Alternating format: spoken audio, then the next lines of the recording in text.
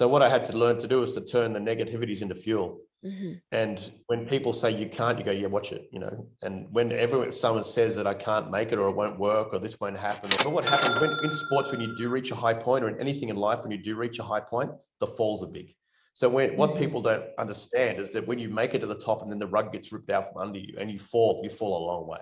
And that hit really hurts you. And it takes a long time to come back. I hear so many people go, oh, when a door shuts in your face, kick it open. That's all garbage. It takes a long time sometimes to come back, and you have to really readdress yourself. And the hard part is telling yourself you're not worthless and telling yourself you do have what it takes to come back. And that process only comes by writing things down. And journaling was the one thing I learned every day. I write the same paragraph every day on the goal I'm wanting to achieve. And that's what it took me to come back each time and to transition to become something good. Things are good. That's just how things roll.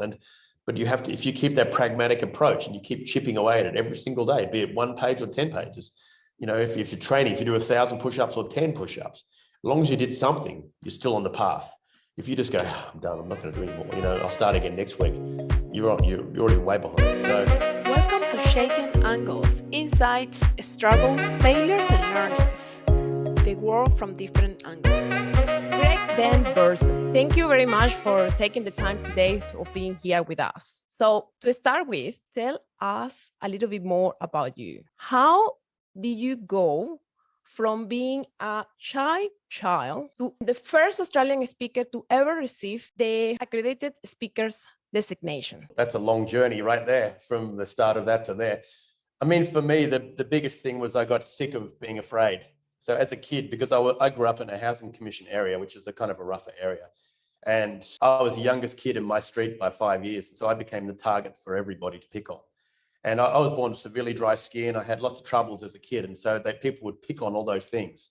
And over time, when I hit about 12, I got sick of being afraid of stuff. And I had to make a decision to either keep running and be afraid or turn and face it and go towards it. And I think one of the things I say to a lot of people is inside your fears lie your greatest strengths in waiting. And I think we're too afraid to turn and face what scares us. And inside that, I think what we actually end up doing is we overcompensate for our weaknesses. And if we go towards those things, we make them really big strengths because we always give it more than we thought we could give in the end. So I think one of the greatest things I found was that going towards my fears made them strengths. So everything I'm known for now as an adult, between being strong for martial arts, fight skills, and all those things that I do now and speaking, were my greatest fears as a child. I mean, I was afraid to speak. My mother used to argue for me until I was 18. Like if I was in a job, they weren't paying me, which happened a couple of times, she would go up and fight my battles for me. And it wasn't until one day a lady said, she goes, oh, you have to bring mummy up to fight your battles. I thought, wow, I need to change this. This is not good. So I started moving towards that as well, you know, and I think a lot of people shy away from things they're not good at. And it's like anything, martial arts has taught me in my life that we're all bad at everything to start with, but you have to immerse yourself in something. And the more you immerse yourself in it, the more you'll learn it and the more you'll take it on board. And I think that's one of the things we need to look into ourselves and find that stuff. Did you have the feeling like also running away from your fears? Because what you have said is 100% true. Like we have some fears and naturally there is a resistance to go through it. There is a difficulty for us to face our fears.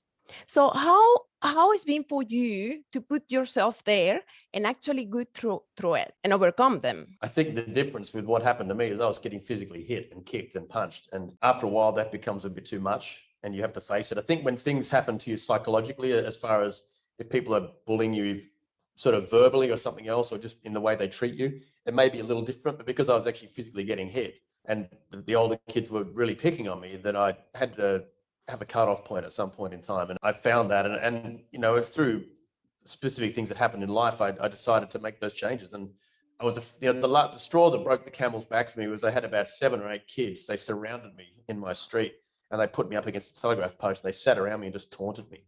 And every time I try and leave, they'd punch me, and eventually, I've got to get out of here. So I jumped over them and I ran home. And I just remember getting through the front door and I said, I will never, ever be beaten up again. And the next day I started martial art training. The day after that, I started weight training. And then not just that, I decided I wasn't just going to take it on. I was going to become the best. And that's always been my ambition in my martial arts. I became a master in Okinawan karate, and I've been studying that for 46 years now. And, and I worked really hard to study that stuff and to learn that stuff, and took up weight training, and then became the world's youngest professional bodybuilder by age 20, and so I decided to take everything to the limit. Yeah, I went pro at 20 and I got big. But but I was really driven because I hated being weak. I hated being skinny. I decided to go completely against what I was looking like and what I was becoming. And it's not until you face it, you got to look inside yourself. And most people look at the surface, they don't look inside. And I find in the gym industry, especially, people want to put it all on the exterior, but they're all inside. They're really scared people. You have to look inside yourself to find out what makes you tick and then go towards that. And for me, it was, I wanted to be able to handle myself, so I wasn't scared anymore. And the day I got through that and did that, my life changed. And then, speaking was the same. It was no different. I was scared of speaking, and I was at my biggest. I had just finished Mr. Universe. And I just finished on stage in Italy. I'd taken top 6 of the world titles, and I'd come back to Australia. I was invited back to my high school to give out the graduation certificates and to be the keynote speaker. I'd never given a speech in my life, but I said yes because I thought, wow, it's my time to show these teachers who said I'd fail. So I rock up to my school. There's 500 people in the audience. I'd never given a speech. I had 3 bullet points written down on a napkin. That was going to be my keynote. And I walked out on stage, and I felt like in this impending train crash when I stood up and I looked at these people, and I stood there for, I don't know, it felt like an eternity until some words came into my head. And all I had repeating in my head was not now, not like this, not here. And it just kept repeating in cycles in my head. And I had to find some words, and I managed to get something said, but I condensed a 45-minute keynote into about a minute and a half. And all I could think of was, how do I get out of here? So I gave out the graduation certificates, and I left, and I didn't go back. And word traveled back to my mother, who then pulled me aside the next day. And she'd always said to me, if you want to get confidence, go to Toastmasters and learn to speak. And so it was for you. So my mum was in the Toastmaster. So what had happened, my mum suffered a very kind of brutal childhood. And she'd had agoraphobia, and all her brothers and sisters suffered from traumas. And the only way for her to face what she was going through was to join, back then it was Toastmistress for women. And she said she remembered her first meeting. She got up and she said her name trembling and sat down, and they applauded her. And she thought that was amazing. And she ended up going back for 20 years. And so when she saw me struggling, she said, if I can give you one piece of advice. And the piece of advice actually came from off the back of a fortune cookie, believe it or not. When I was in Italy competing, and I came home and I did that whole speech, and it went to custard. I went to a Chinese restaurant with mum and dad, and I opened a fortune cookie, and this message fell on the table which said, listen to your mother's advice. So she goes, if I can give you one, she still uses it to this day. She goes, if I can give you one piece of advice, go to Toastmasters, learn to speak. And so eventually when that all fell apart at the school, I didn't do it then, but I waited, and I thought, I have to face this one day, so I'll get to that. And I put it in the back of my head, and one day I addressed it. So it wasn't straight away, but it did happen. Yeah, I think there is a process required from the moment that we realize that we need to do it till the moment where we actually take action. Look, as we mentioned before, so you are MR Australia, martial artist of Karate Dojo, filmmaker, and keynote speaker. Greg, tell us. You're missing one thing. You're missing one more thing. World shooting champion. Won the world titles with my shooting partner in 2014 of handgun pistol shooting. My teammate and I won the world titles in 2014. Yeah, amazing.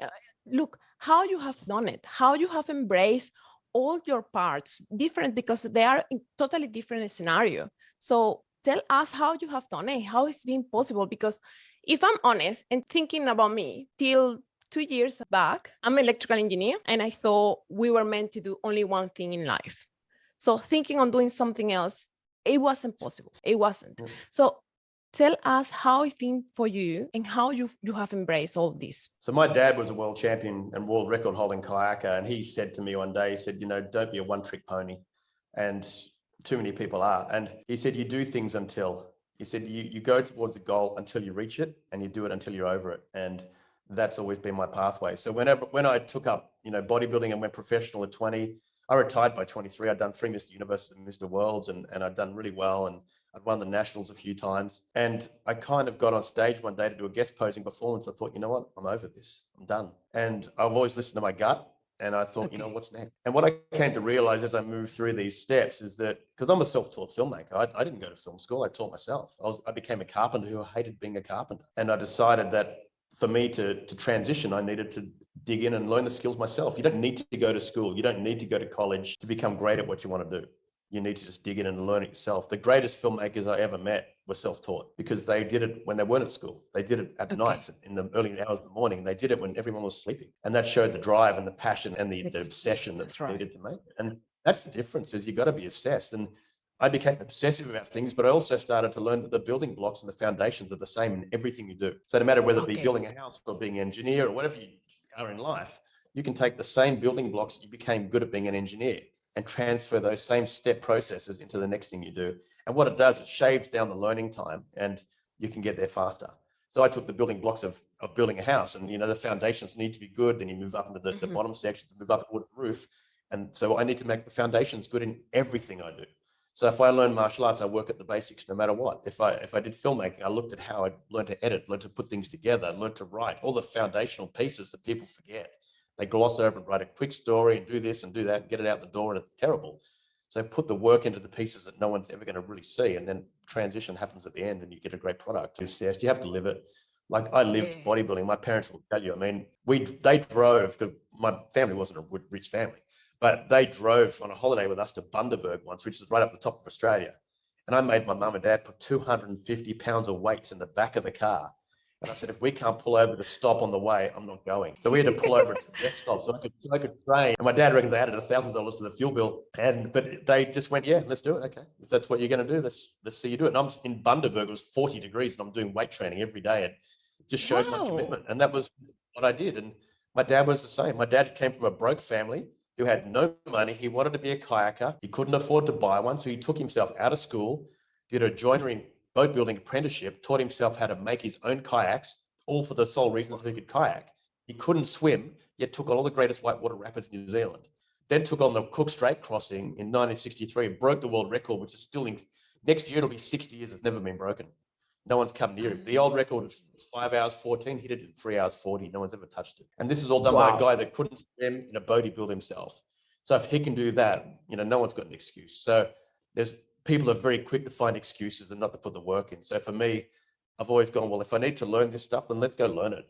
If I need to learn something, I'll read the books. I'll do the time. I'll listen to the podcasts. I'll watch the videos. We have so much access to things these days. We have all these formats of electronic formats, which we never had when I was growing up. You had to find stuff. Yeah, it was. I had to do a paper, save up money to buy a VHS video to watch it, and so we're a lot more fortunate these days, but I think it's made us a lot more lazy, and we think we'll get to it instead of having that innate drive. And I think, and my kids are an example of what we teach. My son's already the national tap champion at 14. My daughter's an amazing young filmmaker, and I've let her teach herself. I haven't helped her at all. She's done it on her own. She's made 30 short films by age 10. And she's still in there doing stuff. She's got her own YouTube channel doing her own stuff on that as well. And let them find their path. And then when they show me enough commitment, then I'll help them. But if they don't give me enough commitment, I'm not going to help them. They've got to show me the drive. And that's what I had to prove to myself. I had to prove I had the drive to go through it. Otherwise, don't waste someone's time, because time is the one thing you don't get back. No, definitely. To have the drive, it will make the difference. That's where we actually become obsessed trying to do it and achieve it. Now, Greg, how it's been for you? I mean, because you mentioned like your father has also accomplished a lot of things and he has shown discipline and commitment. And so do you think you have learned that from him, or there was a moment of your life where you weren't committed, where you weren't doing things as you thought you should do it? Or how was it that part? It all worked in hand, I suppose, because my dad is, and mum are the same. Mum studies everything, but my father studies everything. So when he took up gardening many years ago, he studied everything. I mean, everything about it. You could go right down to the seeds and making heirloom seeds and going through the soil contents. And he just went through everything, taught himself all of it, and now grows these amazing things. And so when it came to joinery, he was a joiner and a beautiful wood carver and that. And his work is, my dad can't do maths to save his life. He's hopeless. However, he can look at something and go, we can do that. And he can work out how to do it. He's just got this amazing insight about yes, we can. Instead of questioning that we can't, he just goes, you will do that. We'll work it out. And then puts it in his forefront of his head that he can do it. And I think that's one of the greatest assets he gave me. My mum taught me the power of words. My father taught me the power of a dream and all the steps to put in place to do that. And yes, the day I took that on board was when I was 12. And actually I was almost 13, but I was 12 and I'd started weight training. I'd found a magazine, which I didn't know bodybuilding was a sport. And I found a magazine about this sport called bodybuilding. And I ran up to my friend's place who'd been training with me. And I sat on the floor and flicked through these pages of these amazing bodybuilders like Arnold and all these people. And I saw a photo of a guy that I wanted to emulate. And I jumped up, and he just won the US Nationals. And I just jumped up at that age and said, that's what I want to be. I'm going to be the national champion. His whole family laughed at me. And that was the day I wanted revenge, which is how it sort of started for me. I went to the gym and I sat on the bench and I looked at all these champions on the wall and I thought, you know what, I'm going to show everyone what I can do. I was sick of being told I was a failure at school. I was sick of being told it amounted to nothing. And all the teachers said that to me. I was pretty much told I'd be a write-off. The story people laugh at is the fact that my kindergarten teacher pulled my parents aside and said I would be the reason she quit the profession. And my that was God. kindergarten, and it went downhill from there. So I was always told I'd amount to nothing. So when I decided to put my ears back and go, I thought, you watch, I'm going to show you all. And that was started out as revenge, and then that catapulted into other things later. But that's amazing, right? I think that brought you the drive to actually start, and then with the feeling how you were doing it, definitely changed everything and kept you committed. From your angle, what's the most difficult thing that you have overcome? Not just transitioning to a new thing, is coming back after something doesn't work. So when you leave a high point of anything, and because I've always tried to go for the highest point. You know, I nearly died of a stroke in 2016 training with a team to summit Everest. And I'd never climbed a mountain in my life. But when my friend who'd summited the mountain before said to me, do you want to try and give Everest a shot? I went, yeah, what the hell, let's do it. And we started training for it. You know, I'd never climbed a mountain, never wanted to climb a mountain, but I thought if I'm going to do one, let's start with the biggest. So I always aimed for the top. So Everest was the one. And even though I almost died during training, it didn't faze me because I didn't die. And I knew that I've pushed myself to 100%, and I learned from it. And so, but what happens when in sports, when you do reach a high point, or in anything in life, when you do reach a high point, the falls are big. So what people don't understand is that when you make it to the top and then the rug gets ripped out from under you and you fall a long way, and that hit really hurts you, and it takes a long time to come back. I hear so many people go, oh, when a door shuts in your face, kick it open. That's all garbage. It takes a long time sometimes to come back, and you have to really readdress yourself. And the hard part is telling yourself you're not worthless, and telling yourself you do have what it takes to come back. And that process only comes by writing things down. And journaling was the one thing I learned every day. I write the same paragraph every day on the goal I'm wanting to achieve. And that's what it took me to come back each time and to transition and become something new. So, you know, even with Mad Max, we lost that film. We got shut down by the studio.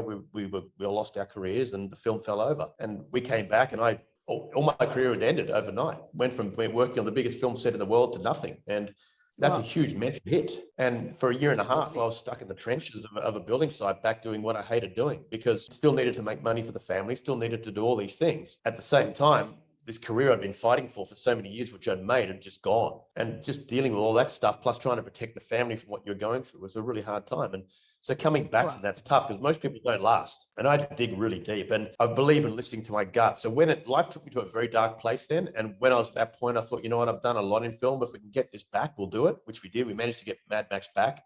We got it over the line. It went on to win 6 Oscars and do really well. But I still promised myself at that point in time I was done. And I was going to walk away. And what happened at the bottom of that trench, at that building site, at my lowest point, for some ungodly reason, speaking came into my mind. And I have no idea why to this day. Thought you need to speak. You need to learn to speak. And so I went away, and the next day I joined Toastmasters, and I joined the National Speakers Association. And I resigned from the National Speakers Association about a month later, because it was nowhere near as good as TM was. And Toastmasters teaches people so much more. And I stuck with it and kept going. And then I made a promise to myself that I'd go as far as I could take it. And it was actually a friend of mine, Wendy White, who encouraged me to go for the accreditation in speaking, because she'd heard me speak. And I have so many stories now because of my life. She goes, I was doing competition speaking, and I got beat through the district a number of times, but I didn't rehearse my speeches. I don't believe in rehearsing speeches because they become parroted, and I like being fresh and changing things. And so I did quite well through district a number of times. And then she said, why don't you try for the accreditation? So I read into it, and I said, yeah, let's do it. So I went for it, and I worked really hard to go for that. That took 3 years, and that same deal, it's still failure. 4 years. So when I went for the accreditation, so 3 years. So the first time I went for it, the video didn't get accepted. The second time I went for it, we had something very bad happen back at home with some friends, and I was going to talk on suicide prevention. And one of our Toastmaster friends actually took his own life. And I was dealing with the family on the phone whilst I was in Chicago, and I just didn't have the bandwidth to talk about that stuff. And so I had to make up a new speech on stage. So if you ever see the video footage in 2018, I'm walking out on stage without a clue what I'm going to say to these thousands of people in this audience to go for my accreditation. And I had the title already given to them, which was Us, We, Together. And it was meant to be on suicide prevention, and I couldn't speak on that. So I got up on stage with those 3 words, and I had to make up a whole new speech on stage, which is what I did. And I got a great response from the audience, but I didn't get the accreditation. I missed out by, I think, a vote, and came back in 2019 and promised myself I'd do it. And I spoke on the topic I was going to speak on, and I got it, which was great. But there's still massive failures. Like, you pay your own way to go to America. You put up all your accommodation, all that stuff. And luckily, clubs helped out. They pitched in, which was wonderful of them to put a little bit of money towards it. But the hit was huge. When you don't get it, when you're on stage in 2018 and you get told no, And then you come home and everyone goes, how'd you go? You go, yeah, I didn't get it. And then you have to say that to 500 people. It gets pretty depressing. But the whole way back from the airport, I'm thinking, you know what? I don't need to be judged anymore. I don't need people to tell me what I'm good at, what I'm bad at. All the way home from the airport, I was telling myself that. But the moment I turned our last corner into our street, I thought, you know what? I'm going back. And went back in 2019 and got it. And because once I start something, I believe it should be finished. And I think that's where most people cut themselves short. They don't finish. They're happy to start, or they're great coming out of the gate, but they don't want to go through the pain. And the pain is what makes you what you are. And that's where you make all your greatest learnings, is when you're making all the errors. And it hurts. Of course it does. Everyone says, oh, you know, you just keep going. It's like, no, it hurts. Yeah, of course it hurts. But that's what tests the metal. It tests what you're made of, and you're willing to come back and to fight for it. All the moments that you have been told, no, you're going to fail, you're not going to do it, you have become actually more driven and committed to do it. And you have done it. Absolutely. Like I love all the people time. telling me no. I think when people tell me no, it's the greatest thing ever, because I go, yeah, watch me.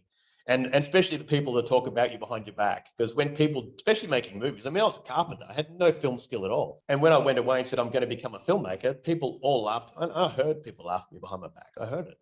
And then it took 15 years. People don't realize I went to Hong Kong. I started working in Hong Kong. It fell apart. I came back. I started again and again. It was 15 years of work to make it happen. And the amount of people that were laughing at me and telling me it would never happen. But then as it started to happen, I started to build up, and I started to get known. And then I started working on Oscar-winning films that made everyone came, oh, wow, we knew you'd get there.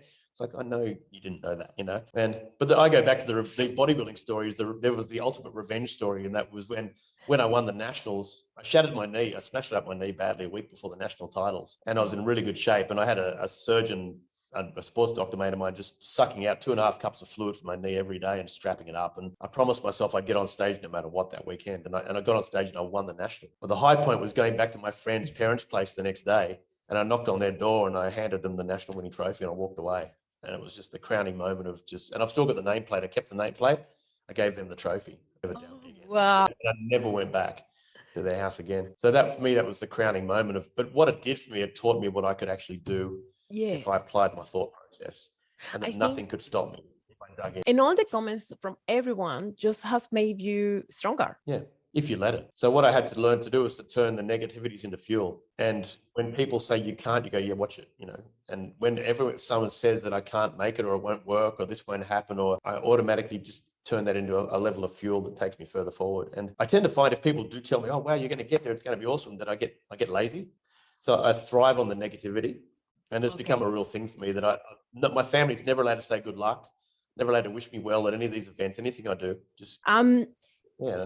Have you ever been, having a goal and procrastinating, like not actually doing, even when you have been committed? How it's been for you in that? How you have overcome the procrastination? I've got a little saying I call it called passion through pragmatism. And if you want to reach your goal or your obsession or your passion, you've got to be pragmatic in your approach. So if the alarm goes off, my alarm goes off early, at 4 a.m. And if my alarm goes off at 4 and I don't want to get up, I get up. And I sit on the edge of the bed, and whether the little voice in my head's telling me no or yes, I get up anyway. Whether I want to do it or not, I do it anyway. And it's a process I had to learn to do. It didn't come straight away. And there's plenty of days the wheels spin. There's plenty of days things don't go to plan. There's plenty of days you lose. There's plenty of that stuff happens a lot. You just have to understand the bigger picture is what matters most. And most people don't do that. They get hung up on the little things instead of having the big overview and go, you know, I lost it. It's like when people stuff up their diet. If they're dieting and they mess up one day, so they just eat badly all day. It's like, no, you messed up one meal. Just get back into it. So they have this, the human brain has a separate reward system, which is sort of like a punishment reward when you don't do something. And it rewards you by punishing you by eating more of the bad stuff, you know. So I believe for me, it's a process that I had to put in place, and I have to stick to that. And there's plenty of days, people say to me, how do you stay motivated? There's plenty of days I'm not. Motivation comes and goes. There's plenty of days I'm not motivated to do anything, but you got to go, you know what? I've got to get up and do at least something. So I might have planned out, if I'm writing, to do 10 pages, I might do one. At least I've done one. And if I do one page for 365 days, I've done 365 pages. But if I just sit there and go, well, I'll just wait, and then I'll do 200 pages in a month's time, I'll never do it. But you chip away at things. And that's the way to get to a goal, is small little pieces, you know. And martial arts taught me that. If you get in here every day, and this is my school here, but if you get in every day and you just do a piece towards the goal and work on some small piece, you still got it in your thought process, you still got it in your body, and you're still working towards it, and put it off. And action changes things, and you have to get things into action. And it's hard to do. It's not easy. There's plenty of us, you know, procrastinate, but how bad do you want it? You know, you're only here for one go. I don't care what people's religious beliefs tell them, whether they're going to be coming back or not. You're here now, don't waste it. You know, why would you put off what you could be? And it's not for me. One thing I learned really quickly and the hard way was when I had that stroke, is I was doing a lot of stuff as a kid for revenge and for me, and to prove to the world what I had. But what happened when I had a stroke, not one of those thoughts came into my head. See, the doctor said to me, had it not broken into what they call a shower, the blood clot, it would have killed me on the spot. But the way it broke apart, because I was, long story, but I was teaching a martial art class as well whilst having a stroke. I couldn't speak. I lost all power of speech comprehension, but still taught. And they said that's actually what helped keep me going. And what it did is when I lay in that hospital bed, not one of those achievements, the universe, all that stuff, none of that stuff came into my head. What mattered to me was that I got well for my family, got well for my friends, and it could make a difference to other people on the planet. So the reason I do things now is for a reason bigger than me. So when I teach, like this morning, my knees ache. I've had so many big injuries from car crashes and stuff. And I still get up and I teach in the morning because I'm helping kids become better. I run the Speakers Academy here, which we're now going to be doing through a charity to help kids get confidence to speak. We run all these things to help other people become better. And for me, that's the best part, because then you won't let things crush you. You know, when you do things just for yourself, there's plenty of times when the world will find something bigger that'll stop you doing it. But if you're doing it for a cause greater than yourself, you have a better chance of getting through it and finding an answer. And too many people stop with a wall. You know, walls are great. I love when walls come down because they offer creativity. You know, normally you were going this way, say engineering, you're working towards a problem. A wall comes down, you go, right, well, this isn't working anymore. So what else do we do to make this happen? So it makes you think of new options, which may give you a better answer than you've ever thought of before. But most people just stop. They don't keep going. And I think for a lot of people, it's hard also not having that greater reason, that greater why. Then you've got to find one. Yeah. That's the difference. You've got to find one, because if you're just doing it for you, you go, it doesn't matter. Like if I do it for my kids, if I do it for my students, if I do it for help, you know, when I do a field calls for mental health, when I speak on mental health, or when I work with whoever, it's because I want them to improve. It's not about me. Too many people are very me-centric. They've got three fingers pointing at them and one pointing at you, saying like, what can you do for me? But they make it look like they're pointing at you. And for me, it's the biggest thing is that if I can help someone become more than they thought they could be, or help them rise to a new level, or help them with a new skill or something that helps them, or even connect them with someone. There's plenty of times, because of my background, I know lots of different people. And someone will show an interest in something. Actually, I know of someone who can help you with that. And if they show me they're driven enough, then I'll give them the contact and hand them on, because I know that that's where they want to be. And sometimes it's just hard if you don't know the in. And if someone who can give you that, then why wouldn't you? You know, but very few people want to do that. They're worried about their job, their role, their position. And it's like, you know what, if you can help someone rise up, and you know, like I don't care if someone rises and becomes better than me. That's great. If I help them, then I've had a part of it. You know, people always worry about them. It's like, no, let's just put it out there to the world and help them. You know, it's not that bad. Yeah, no, you are 100% right. Like even the reason why we're here is because there is a why greater than me. And actually, if I would have been thinking on myself, I would be here. Yep. I have to practice better. And that's a never-ending journey. I mean, me teaching martial arts, if I believe I've got a thing I put out all the time, which there is no mastery, it's only growth. And the minute you think you're a master of something, it's like the accreditation. It's an award. I mean, you deliver on the spot, you do well, you get judged. Yeah, good, fantastic, out you go. That's all good and fine. However, it's what you do after that matters. If just becoming accredited as a speaker doesn't mean anything unless you do something worthwhile with it. The accreditation might open some doors, but unless you're always constantly learning, trying to improve yourself, helping pass it on to other people and teach and help people grow, then what was the point of it except being egotistical? You know, and I don't believe that's the case. So for me, when I got the accreditation, I wanted to other Australian speakers to know that the door's open. You can do it too. You know, it wasn't just for me. And I love the fact my family and my kids were there, and we got to watch the World Championships of public speaking. And I saw people freeze on stage there. Like we watched the world titles of public speaking, people forgot their speeches on stage, you know? And one of the Australian speakers who lives in America forgot his speech on stage and stood there. And to his honor, and I was proud of him, he stood there and then he got it again and delivered the rest of the speech. But you know, when the pause was too long, you know, they've forgotten it. He'd done that. And I walked up to him after and said, mate, I said, I feel for you. I said, one of the most beautiful recoveries I've ever seen. You know, that took a lot of courage to stay there and to find it again and deliver, you know, and they're the moments that I think the champion is. Like, it's not just someone who goes out and delivers well and wins. It's someone who does that and keeps going. That's, you know, the Olympic Games, it's about in the journey and the trying, not about the victory. And that's what it's for. You know, if you see someone improving or fighting through a boundary, or that's the goal. For me, it's the gem, you know. I love seeing that stuff. Trying and keep going and trying again and overcoming. My favorite word isn't resilience. My favorite word is tenacity. You dig in and you go, you know what? I'm going to show you. I'm going to show myself. Let's do this. And no matter what happens, you keep fighting forward. And that's the goal. You know, I see it to my students all the time. And I learn so much when I watch them do that stuff. I've had kids in my school that have such anxiety. They used to have asthma attacks at the front door. They'd come in, they'd cry. I'd kneel next to them and I'd teach them on my knees. And now they've all become school captains. They're so confident. They've got great defensive skills. They can all speak and articulate. And I watch them at the school events now, and they're all cleaning house as speakers and school captains. And I love it. I just go, wow, I had a small hand in that, you know? And that's the awesome moment when you watch someone thrive and you know that they're going to be like, and I hope for me, this is my only vain moment out of all of this. I hope one day they become like my third grade teacher was for me, who was the only teacher in my school career that thought there was some promise in me. And Mrs. McLeod, who now passed away, she passed away from cancer, but she was the only teacher that ever believed in me in school, all through my whole school career, my third grade teacher. And I'll never forget her. And I want to be that person that when their kids get old, they go, that one person believed in me when no one else did all of that. Because that's the nice moment when you realize you help someone in their life to such a point where they look at you and go, wow, because of you, I'm here. And it wasn't because of you. You helped ignite that flame, but they got there. Yeah, exactly. You ignite the flame. It might be amazing to see how a kid, they became confident to be, you know, like they're, because they want in the way how they behave. And that is going to affect the complete life in different areas, all the areas. And look, I think the speaking skill is one of the biggest. I still believe, like I've got a course I'm starting now called Livewired, which I built, which I'm trying to merge the two skills of the martial arts and the self-defense and the speaking together. So it's a very physical start to it. And then we have a lot of speaking at the end. And because I believe the two skill sets work hand in hand. I think if you've got very good physical skill and you can stand up for yourself and then have a voice, you're undefeatable.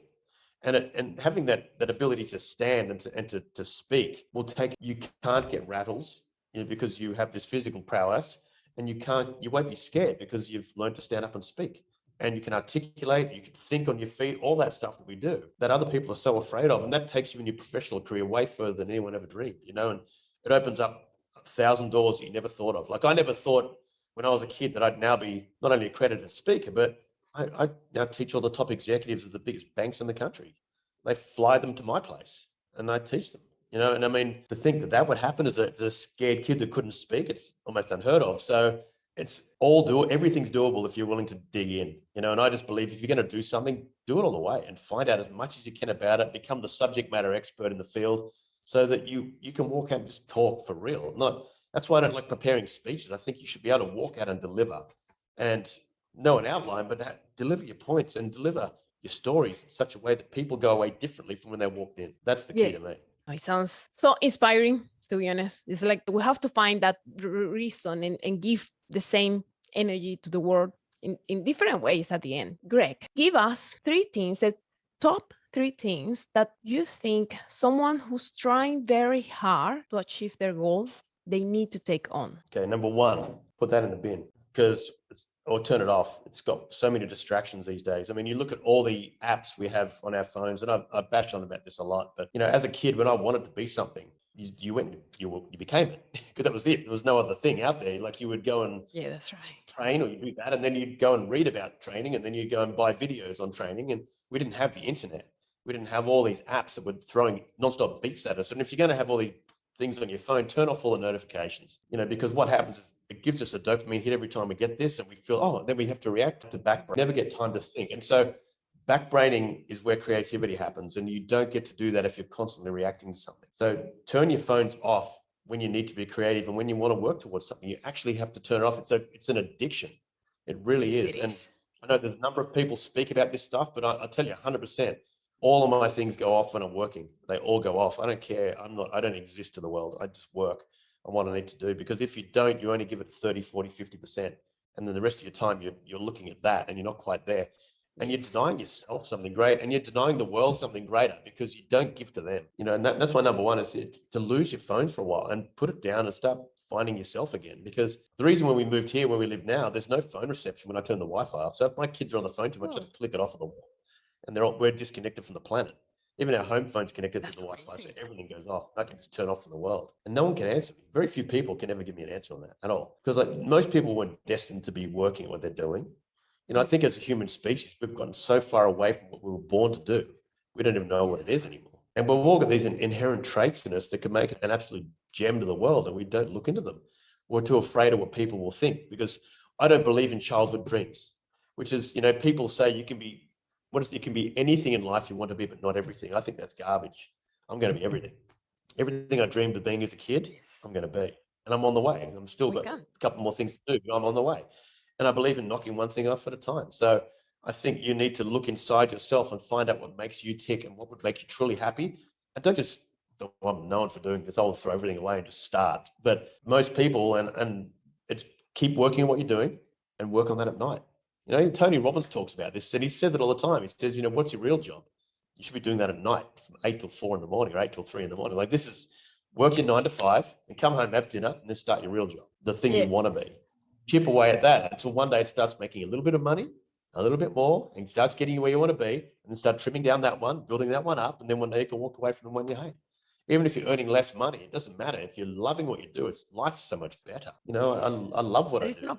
And then the third thing, I suppose, would be never to stop. I mean, no matter what, never stop. And the only way to do that is to keep a daily journal. And the key to writing in a journal is this. Most people don't keep one. And when I teach leadership, I ask people to have one, and no one has them. No one does them. No one fills them in. And I'll tell you now, if you can't fill out one 3-line section of a journal, you're not going to make it. Because if you haven't got the commitment to do that, how the hell are you going to do the work to do the rest of it? You won't. So much more. I gauge a lot about people by their journal. So, and you write in a journal, one paragraph. I keep it exactly the same word for word until I've achieved it. But I write it as if I've already achieved it. So when I was going for the shooting title, I said, I am this because I outtrain, outwork, outthink everybody. When I walk onto the shooting line, I am the best because no one can compete with me because they haven't done as much work as me. I am the world shooting champion. I am Greg Van Borssum. I wrote that from the year 2011 till when I won it in 2014 every single day. And I drew the sight pictures of my pistols in there in pencil, and I'd pen, and I'd fill the colors in. I'd draw the targets. I drew everything I needed to line up with in my diary every single day that was written in there without fail. Even at one stage on a film, I lost my journal. I bought another one the next day and kept going from that point onwards till someone found it and gave it back to me. It was just a continuum of that.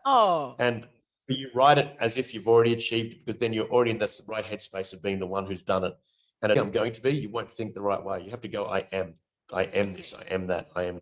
And then you'll transition your thinking process. The norm, I believe in doing it until, like Dad said, every single day I read it. At the beginning, did you believe in that when you were writing, I am a world champion? No, Were you want, but it happens. It's an immersive thing. It's no different when people talk about you badly. If you let it get to you, it seeps under your skin and it starts changing the way you are as a person. It's no different to that. It's just in a positive way. And you reinforce it. You get up in the morning and you write it first thing. And then but you have to do the work. There's no point in getting up there and saying, oh, I'm going to be this, and I'm this, and then going out and partying. The work has to happen. So it's a work journal. So the work, the writing at the top is your paragraph. Then you write your training and you fulfill it every day. And you never write anything badly. So if I shot well at the range, fantastic. But I didn't shoot well, all I wrote, and that was shot this today, things to work on. I never wrote bad today, bad. You get that all out of your head. Okay. And everything's written in a positive manner, and you keep doing that. And eventually it just starts changing. And I remember walking out to the shooting line, and the guy that actually was my shooting partner was the guy that kind of coached me in how to shoot. And he was the best in our country by a mile. I walked out on the shooting line in 2011 with him, and he had to shoot a brand new national record to beat my brand new national record to beat me. And he beat me by 1 point. And we both beat the world champion at the time. So the world champion came third. He came first. I came second. The next year I took it. And then the following year we went to the 2-man world titles. We were undefeated. We won the nationals 3 times and won the world titles. So, we were undefeated. But that was it's all mindset. And if your mindset lets you down, then you're not going to win anyway. You can have the best technical skill in the world. And you see this with a lot of martial artists. They do all this wonderful martial art technique, but they haven't trained this. And so they're missing that mongrel, and when the hits happen, they fall apart. So you've got to go, okay, let's get into this. And you've got to learn how to take the hits and move forward with them. And if you can do that, then you're on your way. But most people don't want to put in the work. They don't want to go through the pain. They just want it easy. And nothing worthwhile is easy. It's hard. But the reward on the end, David Goggins talks about it. I love the way Dave talks about things. And I deal a lot with special forces guys, so I'm pretty versed with them. And I do a lot of training with them. And it's all about, there's very few people that are willing to go to the other side. But on the other side of that pain threshold is a wonderful life. And too many people are too scared to get there. And I think that's exactly on the money. Yes. And I think a lot of time we don't realize when we are scared. Yeah. And sometimes we don't, but also a lot of the times we do, because it's excuses come up. The minute you start making excuses, you're either scared or you're doubting yourself. And you have to get that pragmatic approach. No matter what, I'm going to keep going. And even if I don't believe I'm going to get there, I'm going to keep going, because your thought process will change. Days where things are good. That's just how things roll. But you have to, if you keep that pragmatic approach and you keep chipping away at it every single day, be it 1 page or 10 pages, if you're training, if you do 1,000 push-ups or 10 push-ups, as long as you did something, you're still on the path. If you just go, I'm done, I'm not going to do anymore, I'll start again next week, you're already way behind. So, I believe in doing that little piece all the time. Like, my son Mason's been up at tap this morning since 7:30. He'll be there till 2:30 this afternoon. So he's nonstop tapping for like 6 hours today. And, he'll come home and he'll practice. Once he finishes up there, he'll tap in UGG boots, he'll tap in thongs, he'll tap in whatever, because it's just in him to become the best. And his aim is to be world champion. He goes, well, the world champion, he says, I want to be my own. So he gets taught by the tap dogs, and he's an amazing tapper, and he works, but people don't see the work. He's on stage at the Toastmasters District 90 convention, or District 70 or 90, and in 2011 or 12, he was only 11 years old when he got a standing ovation, and he had world champions of public speaking there who said, we'd never heard a child who could speak like that. And it didn't come naturally. He worked really hard at that. He won all the inter-school speaking competitions undefeated because no one could touch him, because he outworked them. It wasn't because he was a great speaker or naturally gifted. Everyone thinks his natural gifting, it's a cop-out. Everyone works hard to be good. If you want to be really good, you've got to work hard. Otherwise, someone's going to pip you at the post. So, I make people work hard. My students work really hard. There's nothing given in my school. And if they don't work hard, I take their belts away from them. I degrade them, because if you don't put the work in, you suffer. And so I teach them that rule from day one. So the kids work really hard to keep moving forward, and they have to earn their grades. And I think too many people get it easy these days. They have an expectation that they just deserve it, or the world owes them something. The world owes you nothing. You've got to get up there and you've got to get it and do it for yourself. And then think of something bigger you can pass it on to, because that's how you'll stay with it. Yeah, that's right. And I think one of the things also that we believe things can be easy is because a lot of people show only the peak of the mountain, like only when they achieve the things, but not the actual work that is behind of it. But everyone wants the good stuff and wants to show the great selfie they took, instead of the 300 ugly ones that didn't work. And, I specifically used to put photos up of myself at my worst when I was 12 with these horrible bright yellow shorts and yellow socks and these bad haircut. And I go, well, this is what I used to look like as a kid. And, now you know why I wanted to change. And so you've got to look at those things as well and never forget them either. Like, never forget the pain. Because the minute you forget the pain that you were going to go through, or all these things that were the reason you changed, you'll stop changing. You've got to always, warfare is the same. The human species is amazing. We're great because we can overcome things and we forget and move on. But the downfall is we forget, we overcome things and we move on. So the pain goes away. You ask a mother about childbirth 10 minutes after she has a kid. You have another one? Oh God, no, But 3 days later, you don't have another baby. The pain goes away because the reward's there. But warfare is the same. The pain goes away. You go, we can have another war. It's pretty horrible. But we overcome and move on. So that's a problem with us as people, is that we have this ability to forget and repress and push things aside and move on. So we forget the pain. We need to always remember that painful period and have it in the back of our mind to go, this is why I'm changing, because I don't want that. And then outside of you, I want to help change other people who are going through that so they don't experience that anymore. And that's what makes you stay with it. When you see the change in others, that's the good bit. And that's where you can utilize all the stuff you learn. That's right. And Greg, it's been amazing. To be honest, I would like to keep talking, but I know I'm being mindful about time and I don't want to take much of your time. But I really appreciate for you taking the time to share all of this with us. I'm so inspired, to be honest. And I think I have a lot of notes and things that I can bring on to take, to achieve my own goals. So awesome. Thank you very much for being here with us in Shaking Angles. And I hope all of you have enjoyed. I think I'm going to close the episode saying something that you have said and I love, and it's, we can do everything. We can be everything. So, and we can. Absolutely. Thank you very much, Greg. Thank you. Pleasure to have me. I appreciate being here. Thank you.